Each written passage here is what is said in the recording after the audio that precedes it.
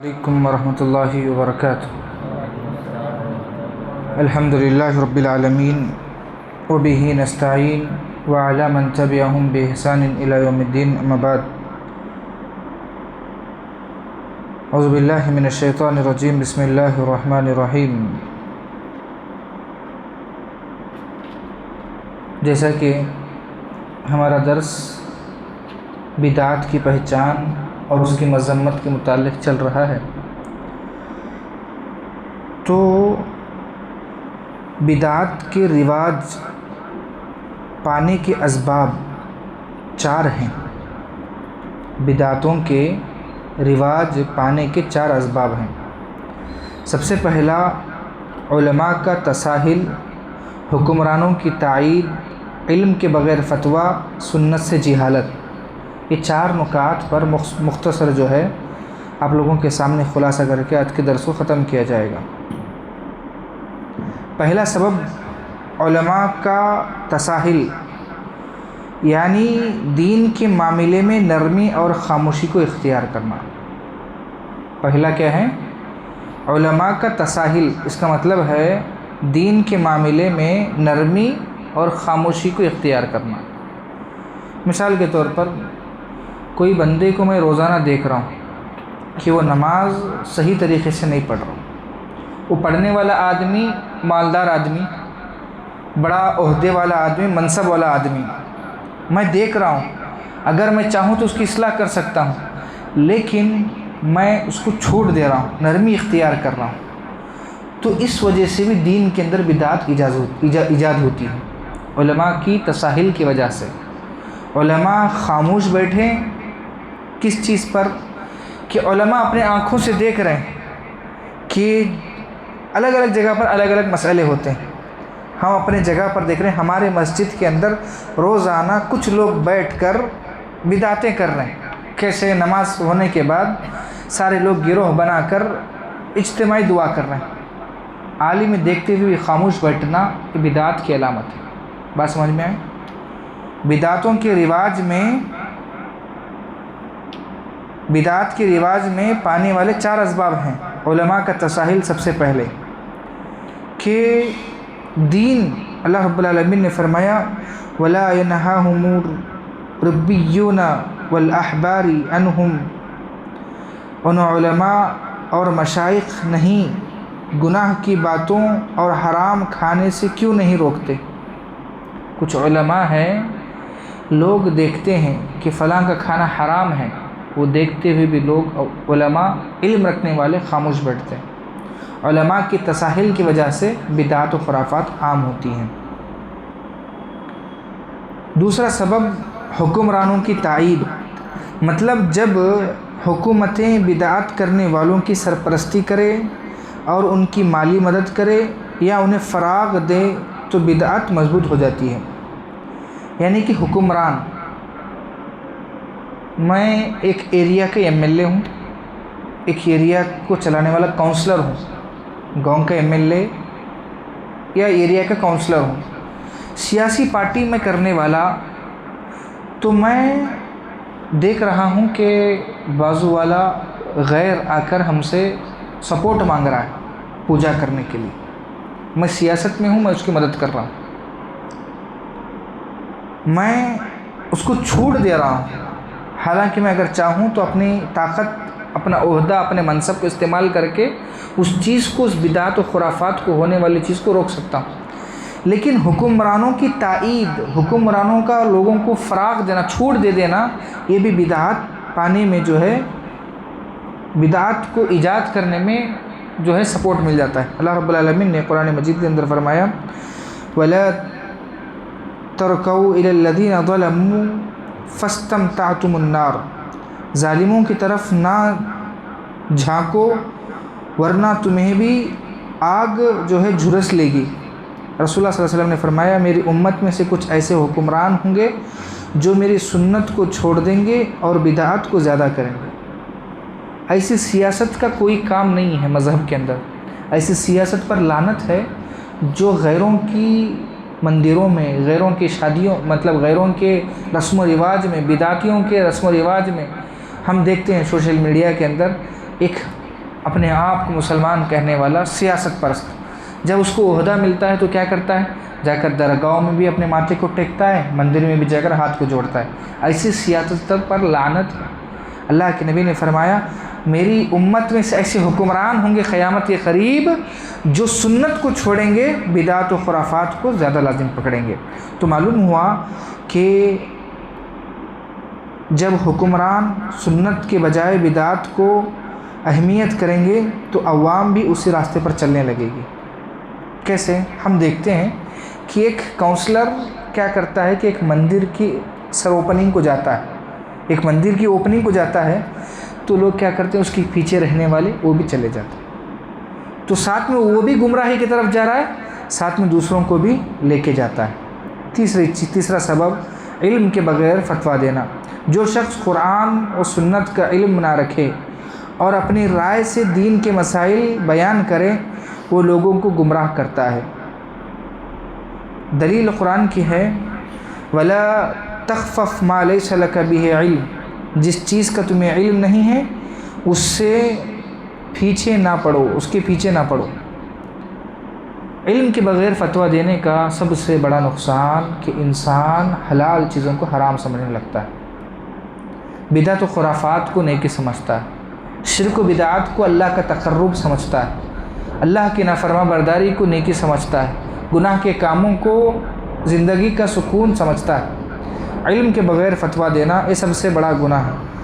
رسول اللہ صلی اللہ علیہ وسلم نے فرمایا اللہ علم کو لوگوں کے سینوں سے نہیں نکالے گا، بغیر علم کے فتویٰ دیں گے، خود بھی گمراہ ہوں گے اور دوسروں کو بھی گمراہ کریں گے۔ صحیح بخاری اور صحیح مسلم کی حدیث ہے، صحیح مسلم کی حدیث ہے کہ فرمایا کہ قیامت کے قریب علم کو اٹھا لیا جائے گا۔ صحابہ نے پوچھا علم کو کیسے اٹھا لیا جائے گا؟ تو اللہ کے نبی نے فرمایا کہ علماء ختم ہو جائیں گے، علماء ختم ہو جائیں گے اور لوگ جاہلوں سے اپنا فتویٰ پوچھیں گے۔ وہ جاہل لوگ کیا کریں گے؟ خود بھی گمراہ ہوں گے اور دوسروں کو بھی گمراہ کریں گے۔ ایک مرتبہ کا واقعہ ہے کہ ایک قاتل، علم والوں سے علم حاصل کرنا، عبادت کرنے والا کبھی عالم نہیں ہو سکتا، متقی پرہیزگار آدمی کبھی عالم نہیں ہو سکتا۔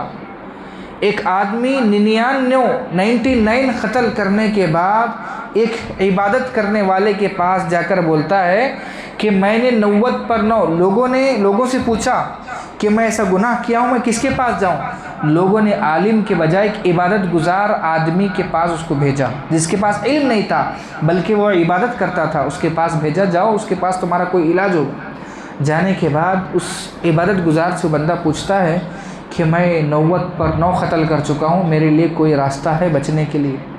تو وہ کہتا ہے نہیں، تم 90 پر 9 قتل کیے، تمہارے لیے کوئی توبہ نہیں۔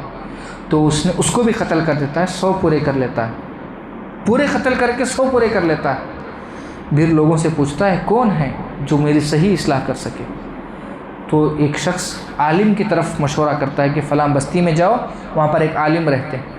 عالم کے پاس جانے کے بعد عالم سے مشورہ لیتا ہے کہ میں 100 قتل مکمل کر چکا ہوں۔ تو ایک عالم کہتا ہے تم 100 قتل کرو یا 1000 قتل کرو، اللہ سے سچی توبہ کرو، اللہ رب العالمین تمہارے گناہوں کو معاف کرنے والا ہے۔ تو عالم کہتا ہے کہ تمہیں جو بستی کے اندر جو تم نے قتل کیا ہے وہ بستی کو چھوڑو، کیونکہ وہ بستی کے اندر گناہ کرنے والے لوگ ہیں، ان کی صحبت میں رہو گے تو تم گناہ کرو گے، اس بستی کو چھوڑ کر تم چلے جاؤ۔ ایک عالم کا فتویٰ ہے کہ توبہ کرنے سے تمہارے گناہوں کو معاف ہوں گے۔ تو یہاں پر غلط فتویٰ، علم نہ دینے کی وجہ سے، علم نہ رہنے کی وجہ سے غلط فتویٰ دیا، خود قتل ہو گیا۔ تو معلوم ہوا کہ فتویٰ علم والوں سے لیا جاتا ہے۔ کوئی پگڑی پہن کر، لیپ ٹاپ سامنے پکڑ کر ان لوگوں سے فتویٰ نہیں لیا جا سکتا۔ کوئی شوٹ بوٹ پہن کر مائک کے سامنے کھڑے ہو کر انگلش میں اسپیچ دینے والوں سے فتویٰ نہیں لیا جا سکتا۔ فتویٰ صرف عالم سے لیا جا سکتا، کیونکہ عالم اللہ کی نبی کی زندگی، قرآن کا علم، صحابہ کی زندگی، ساری چیزوں کی زندگیوں کو وہ پڑھ چکا ہے، وہ جانتا ہے کس موقع پر کون سا جو ہے فتویٰ دینا ہے۔ ایک بچی کا ہاتھ جلا ہوا تھا، جلا ہونے کے بعد باپ آ کر پوچھا کہ کیا دعا پڑھنا ہے، کیا دعا پڑھنا ہے؟ تو مشورہ دیا گیا ایک عالم، اگر وہ کوئی ہوتا تو کوئی دعا بولتا، لیکن ایک عالم علم رکھنے والے کا فتویٰ کیسا ہوتا؟ کہا انی مسنی الضر انت ارحم الراحمین، یہ دعا پڑھ کے دم کرو۔ کیوں؟ یہ دعا کا تعلق کیا ہے؟ اس بچی کی چمڑی جلنے سے خراب ہوئی تھی، ایوب علیہ السلام کی چمڑی مکمل طریقے سے خراب ہوئی تھی، اس وجہ سے ایوب علیہ السلام نے یہی دعا اپنے اوپر پڑھی تھی، انی مسنی الضر انت ارحم الراحمین، یہ اللہ مجھے بیماری نے چھو لی ہے، تو رحم کرنے والا ہے، تو مجھ پر رحم فرما۔ یہی دعا، یعنی کہ کہنے کا مقصد ہے کہ صحیح طریقے سے صحیح فتویٰ ایک عالم ہی دے سکتا ہے، جاہل کا کام وہ ہے جو اپنے لیے اچھا لگے، جاہل کا کام وہ ہے جو اپنے لیے اچھا لگے اور لوگ اس کی بات ماننے لگے۔ جاہل کیا کرتا ہے؟ فتویٰ ایسا دیتا ہے جو لوگوں کا بھی کام بنے اور اپنا بھی نام بنے۔ ایک عالم کبھی بدعات و خرافات سے کمپرومائز نہیں کرتا، کبھی ایک عالم اپنی جان قربان کرے گا لیکن بدعات و خرافات سے کبھی ہاتھ نہیں ملائے گا۔ ایک جاہل علم نہ رکھنے والا فتویٰ یہ دے گا کہ سامنے والے کا کام بھی بن جائے اور وہ کام بدعت ہو صحیح، خرافات ہو صحیح، شرک ہو صحیح، لیکن وہ چاہتا ہے کہ وہ جو فتویٰ پوچھنے والا آیا ہے میں اس کی نگاہوں میں نہ گروں۔ ایک عالم بدنام ہونا پسند کرے گا لیکن کبھی خرافات والی چیزیں نہیں بولے گا۔ تو معلوم ہوا کہ صرف فتویٰ کس سے لینا ہے؟ علمانوں سے۔ ایک اور واقعہ ہے، ایک زخمی صحابی کو غسل کے متعلق بغیر علم کا فتویٰ دیا گیا، انہوں نے غسل کیا اور وفات پا گئے۔ رسول اللہ صلی اللہ علیہ وسلم نے فرمایا انہوں نے ایسے قتل کر دیا اللہ انہیں ہلاک کر دے، جب انہیں علم نہ تھا تو وہ پوچھ کیوں نہ لیا۔ ایک صحابی جو ہے بغیر علم کے فتویٰ دیے نہانے کے غسل کے بارے میں، وہ کیسے دیا اللہ بہتر جانتا ہے، اس کے اندر صرف یہی لکھا ہے، تو اللہ کے نبی نے ان کے لیے بد دعا کی وہ ہلاک ہو جائیں جو بغیر علم کے فتویٰ دیے ہیں۔ تو لہذا یہ سب سے بڑا ہمارے معاشرے کے اندر ہم جانتے ہیں سبق یہ ہے کہ بغیر علم کے فتویٰ دینا دین اور جان دونوں کے لیے نقصان دہ ہے، دین کے لیے بھی نقصان دہ ہے، جان کے لیے بھی نقصان دہ ہے۔ جیسا کہ وہ بغیر فتوے علم کے وہ اگر کہتا تھا، ہاں ایک اور چیز، آپ کے پاس جتنا علم ہے اتنا ہی بولنا، اپنے طرف سے ایسا کرتے تھے، ایسا ہوتا تھا، وہ چلتا تھا، وہ زمانے میں نہیں تھا، یہ سب چیزیں تھی جو ہے ہماری زندگیوں کو برباد کرتی تھی اور آخرت کو بھی۔ چوتھا سبب ہے سنت سے جہالت، مطلب جو لوگ قرآن و سنت کا علم حاصل نہیں کرتے تو بدعات کو ہی دین سمجھ لیتے ہیں۔ بات سمجھ میں آ رہی؟ چوتھا نقطہ سنت سے جہالت، جو لوگ قرآن و سنت کا علم حاصل نہیں کرتے وہ لوگ بدعات کو ہی دین سمجھتے ہیں۔ قرآن سے دلیل کیا ہے؟ فَإِنْ آمَنُوا بِمِثْلِ مَا آمَنْتُمْ بِهِ فَقَدِ اهْتَدَوْا، اے قیامت تک آنے والے مسلمانوں تم اپنا ایمان صحابہ کے ایمان کی طرح لے آؤ، تم کامیاب ہو جاؤ گے۔ اور اس کا ترجمہ جو ہے اگر وہ کسی طرح ایمان لے آئیں جسے ایمان والے ہوتے تو ہدایت پائیں گے۔ رسول اللہ صلی اللہ علیہ وسلم نے فرمایا جس نے ہمارے دین میں کوئی نئی چیز ایجاد کی جو اس میں نہیں ہے وہ مردود ہے۔ مردود کا مطلب کیا ہے معلوم؟ مردود کا مطلب کیا ہے؟ مردود کا مطلب دین سے ٹھکرا کر بھیجا گیا، سمجھ رہے ہیں؟ حضرت عبداللہ بن مسعود رضی اللہ عنہ نے مسجد میں لوگوں کو کنکریوں پر اجتماعی ذکر کرتے ہوئے دیکھا تو فرمایا تم یا تو محمد کے دین سے صلی اللہ علیہ وسلم زیادہ ہدایت یافتہ ہو یا گمراہ ہو، گمراہی کا دروازہ کھول رہے ہو۔ سنن ترمذی کی روایت ہے، یعنی کہ وہ پہلے بھی بتا چکا ہوں کہ صحابہ کرام رضی اللہ عنہ کنکر جمع کر کے اذکار کر رہے تھے۔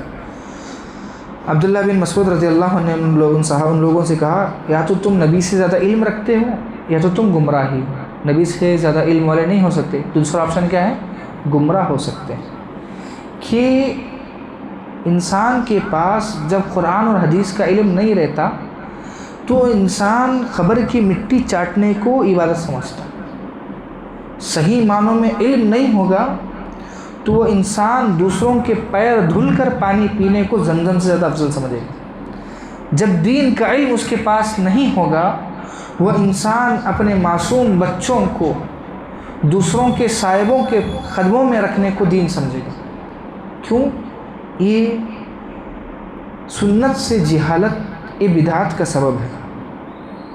تو خلاصہ یہ ہے، بدعاتوں کے رواج میں پائے جانے والے بڑے اسباب: علماء کا تساہل، حق بات بیان نہ کہنا، حکمرانوں کی بدعات کی حمایت کرنا، علم کے بغیر فتویٰ دینا، قرآن اور سنت سے جہالت اور دینی علم سے دوری، یہی بدعات و خرافات کی وجہ ہے۔ یہ 4 چیزیں بہت اہم ہیں، مختصراً آپ لوگوں کے سامنے پیش کی گئی ہیں۔ اگر یہ 4 چیزوں کے اندر ہم غور کریں گے، ہمارے معاشرے کے اندر اسی وجہ سے بدعات عام۔ کیوں؟ جمعہ میں نے بڑی ہی بہترین انداز میں کہا کہ ان کے علماء خاموش ہیں، اس وجہ سے لوگ قبر کی پوجا کر رہے ہیں۔ ان لوگوں کے اندر، ان کے علماء کے اندر نرمی ہے۔ کیوں؟ بدعات و خرافات کو لے کر ان کے سامنے سود کھانے والا آتا ہے، ان کے سامنے سجدہ کرنے والا آتا ہے، اس کے باوجود بھی ان کے علماء نرمی اختیار کرتے ہیں، ان کے علماء خاموشی اختیار کرتے ہیں۔ اس وجہ سے ہمارے معاشرے کے اندر بدعات و خرافات عام۔ دوسری چیز کہ علم نہ ہونا، اس کے باوجود بھی فتوے دینا۔ کیسے ایسے لوگ بیٹھے ہیں کہ ممبر و محراب سنبھالتے ہیں، ان کے پاس علم نہیں ہوتا اور وہ فتوے دینے لگتے، اس وجہ سے ہماری قوم تباہ و برباد ہوتی۔ لہذا مجھے اور آپ کو چاہیے ان 4 نکات پر اپنے زندگی کو غور و فکر کریں، اور جو چیزیں بتائی گئی ہیں ان سے بچنے کی کوشش کریں۔ اللہ رب العالمین سے دعا ہے اللہ تعالیٰ صحیح معنوں میں علم حاصل کرنے کی توفیق سے فرمائے۔ وما توفیقی الا باللہ وما علی البلاغ۔ السلام علیکم ورحمۃ اللہ وبرکاتہ۔